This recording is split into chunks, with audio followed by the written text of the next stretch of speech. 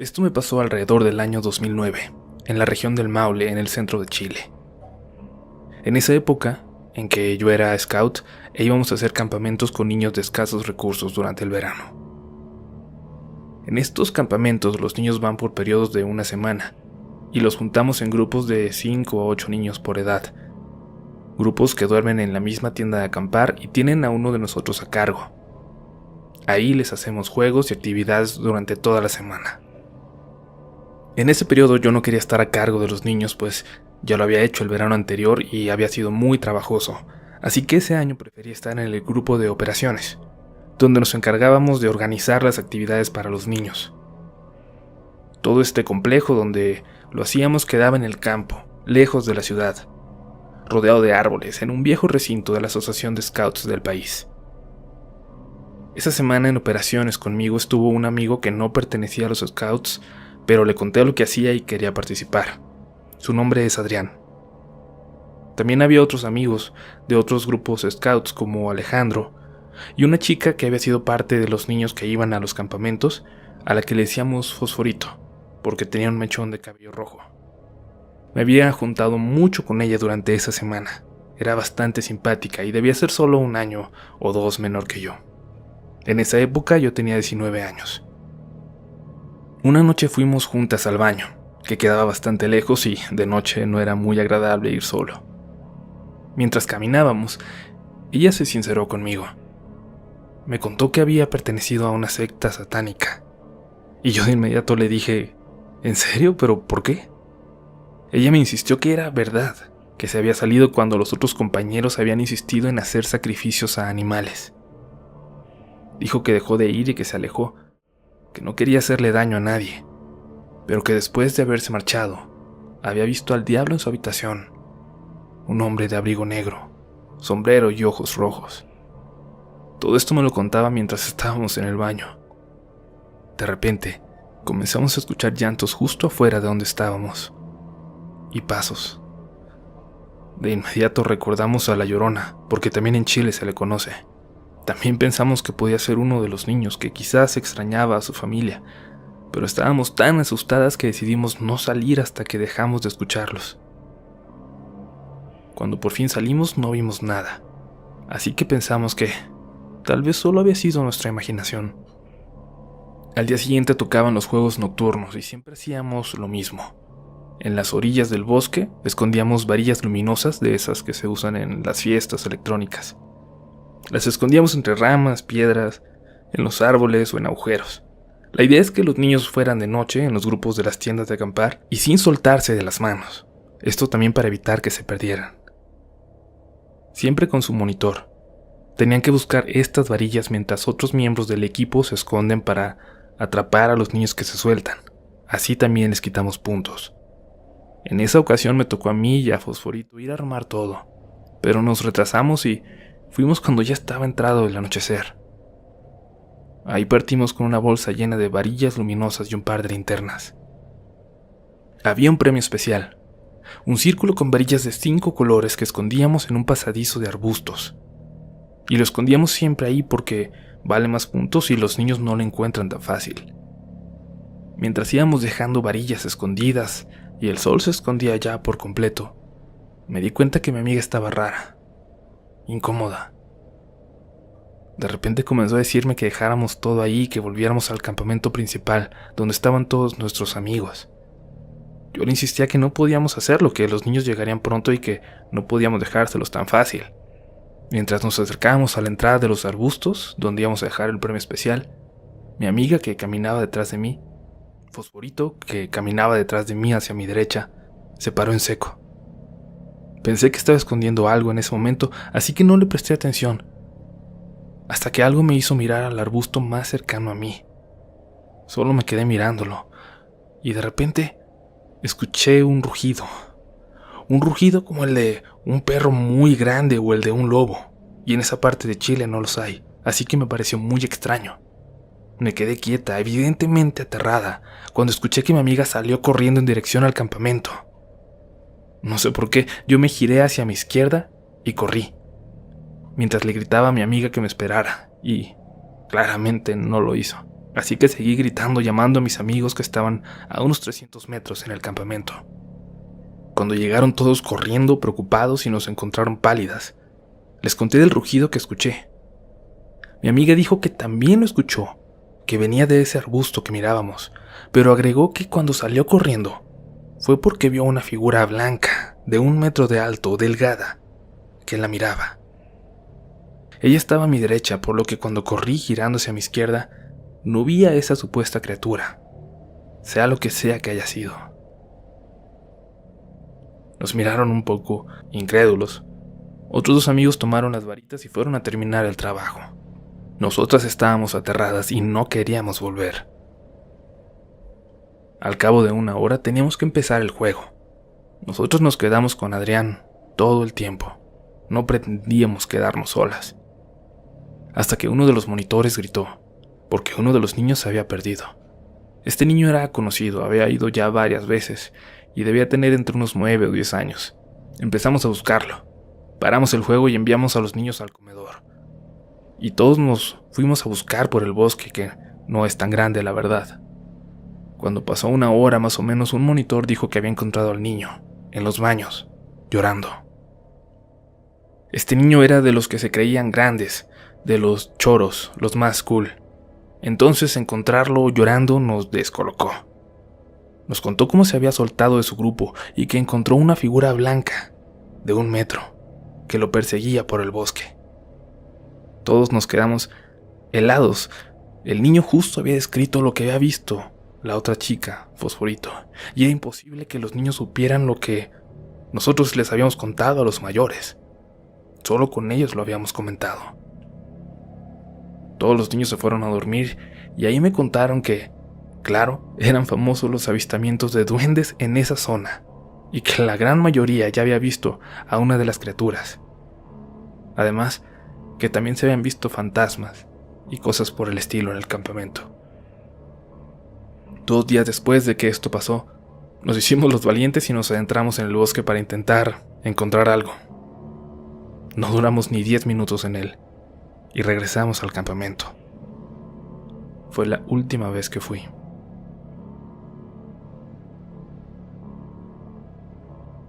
Hola, mi nombre es Valeria y tengo 20 años, a punto de cumplir 21. Lo que estoy por contarles no es sobre mí, es sobre mi tía Kenia, que siempre ha sido mi favorita. Me lleva tan solo 15 años de edad y ella y yo siempre hemos tenido un lazo muy especial. Desde pequeña siempre he sido muy apegada a ella. Vivíamos en el mismo lugar, la casa de mi abuela, ya que mi mamá era madre soltera y yo vivía ahí los primeros 7 años de mi vida. La relación con mi tía era muy cercana, como les digo. Pasaba con ella todo el tiempo que pudiera. Ella me cocinaba, cantábamos y bailábamos, pero en especial pasábamos mucho tiempo viendo películas de terror. A ella le encantaban, y al paso del tiempo, a mí también. Cuando terminó su carrera como ingeniero industrial, se mudó a un municipio no tan retirado de aquí, de Zacatecas, pero ya solo venía los fines de semana. Por otro lado, mi mamá se casó y me tuve que mudar de casa de mis abuelos, pero cada que ella venía, yo ansiosa iba a quedarme en casa de ellos para estar con ella. Pasaron unos cuantos años cuando encontró a quien sería su futuro esposo, y los dos encontraron trabajo en Aguascalientes, así que se mudaron juntos. Se casaron y tuvieron a su primer hijo. Yo los visitaba en todas mis vacaciones. Recuerdo muy bien un día de verano. Estábamos solo nosotros 3, mi tía, mi primo y yo, en la planta alta de su casa. De pronto empezamos a escuchar como un pingüino de juguete empezó a sonar, como si se hubiera prendido solo, a cantar y a moverse como hacía regularmente cuando lo activaban. Nos asustamos muchísimo, ya que para que el juguete sonara, obviamente tenía que estar prendido, pero también tenían que agitarlo. Bajamos a revisar y el juguete estaba apagado. No hablamos más de eso, pero los días siguientes fueron muy parecidos. El microondas, por ejemplo, se prendía y apagaba solo. Pero, sobre todo, los juguetes. Siempre los escuchábamos y siempre estaban fuera de su lugar. Siempre los encontrábamos en un lugar distinto al que los dejamos. Pasaron 4 años. Mi tía ya había tenido su segunda hija.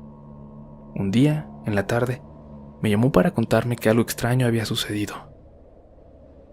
Me contó que ellos le ponen música de bebé a Victoria, su hija más pequeña, en una laptop. Y por costumbre siempre abren dos pestañas. En la primera, Google, y en la segunda, donde ponen la música para la bebé desde YouTube. En esa ocasión, al final del día, llegada la noche, decidieron pausar la música. Se fueron a la primera pestaña y sin cerrar la segunda, bajaron la pantalla. En la madrugada, como a eso de las 2, empezó a sonar la música de bebé de forma exageradamente fuerte. Y vaya que les dio un gran susto. Mi tía inmediatamente pensó en fantasmas. Mi tío en ladrones. Él bajó al comedor donde se encontraba la computadora. La apagó y se aseguró de que nadie hubiera entrado a la casa, pero no había rastros de que nada hubiera entrado al lugar. Meses después fueron a un municipio de Jalisco de donde es mi tío, a visitar a su familia. Mi tía estaba en la sala cuando de pronto tocaron a la puerta, y ella se paró a abrir. Era una señora que iba a visitar a su suegra y a sus cuñadas, pero esta señora era de esas que lee las cartas y que ve cosas, una especie de bruja, por así decirlo. En ese lugar se da mucho conocer a este tipo de personas. Mi tía le abrió y le invitó a pasar, pero esta mujer le dijo así sin más que había alguien que la cuidaba, que ella tenía un angelito, y de pronto le preguntó que si había tenido un aborto alguna vez. Mi tía respondió que sí.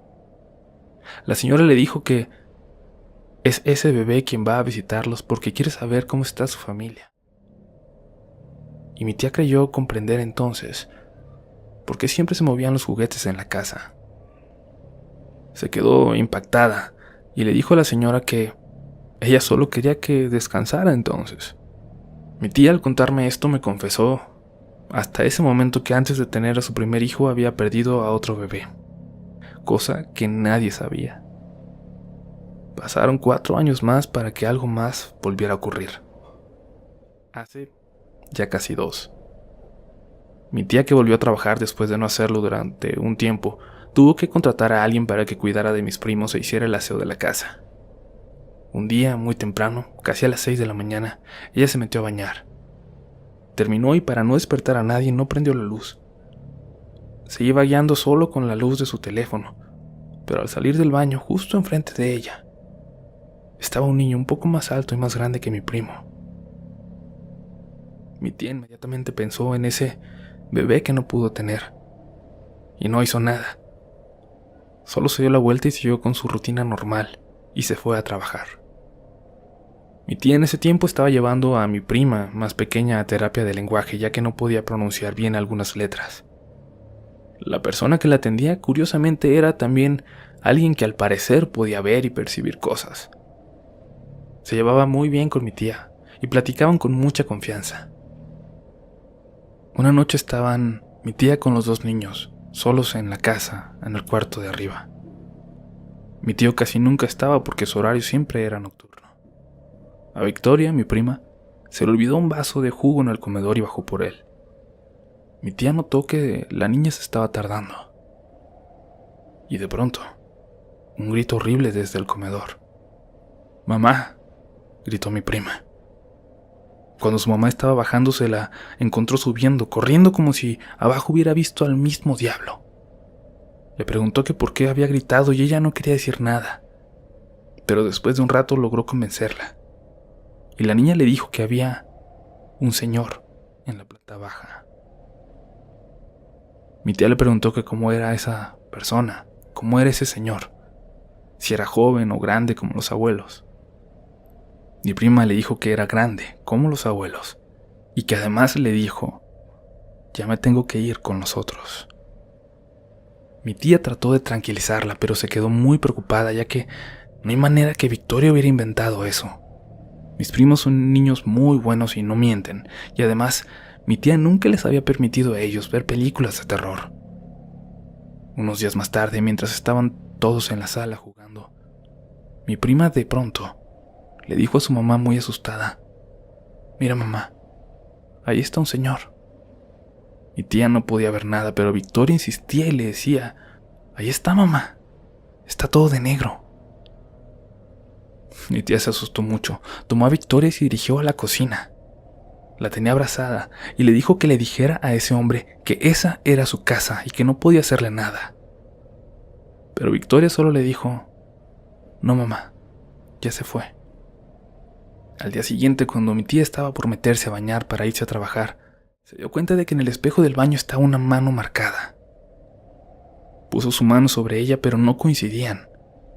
Y se quedó muy preocupada, pero siguió su rutina normal para ir a trabajar. Cuando regresó, la mano aún estaba marcada de la misma manera, así que midió la mano de todos en la casa, pero no coincidía con ninguna.